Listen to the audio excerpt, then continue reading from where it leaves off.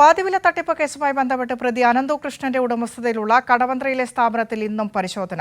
Crime branch സംഘമാണ് പരിശോധന നടത്തുന്നത്. സാമ്പത്തിക ഇടപാടുമായി ബന്ധപ്പെട്ട കൂടുതൽ വിശദാംശങ്ങൾ ശേഖരിക്കുകയാണ് പരിശോധനയുടെ ലക്ഷ്യം. അനന്തകൃഷ്ണന്റെ ഉടമസ്ഥതയിലുള്ള സോഷ്യൽ ബി വെഞ്ചേഴ്സ് എന്ന കടവന്ത്രയിലെ സ്ഥാപനത്തിലായിരുന്നു ക്രൈംബ്രാഞ്ച് ഡിവൈഎസ്പി ടോമി സെബാസ്റ്റ്യന്റെ നേതൃത്വത്തിൽ പരിശോധന. വ്യാഴാഴ്ച നടന്ന പരിശോധനയുടെ തുടർച്ചയായിട്ടായിരുന്നു ക്രൈംബ്രാഞ്ച് റെയ്ഡ്. സാമ്പത്തിക ഇടപാടുമായി ബന്ധപ്പെട്ട രേഖകൾ നേരത്തെ പിടിച്ചെടുത്തിരുന്നു. കൂടുതൽ വിശദാംശങ്ങൾ ശേഖരിക്കുകയാണ് പരിശോധനയുടെ ലക്ഷ്യം. പാതി വിലയ്ക്ക് സ്കൂട്ടർ നൽകുന്ന വിമൺ ഓൺ വീൽസ് പദ്ധതിയുടെ ആസൂത്രണം നടന്നത് കടവന്ത്രയിലെ ഈ സ്ഥാപനത്തിൽ വെച്ചാണെന്ന് കണ്ടെത്തിയിരുന്നു. സോഷ്യൽ ബി വെഞ്ചേഴ്സിന്റെ ബാങ്ക് അക്കൗണ്ടിലുണ്ടായിരുന്ന 1.5 കോടിയോളം രൂപ നേരത്തെ പോലീസ് മരവിപ്പിച്ചിരുന്നു.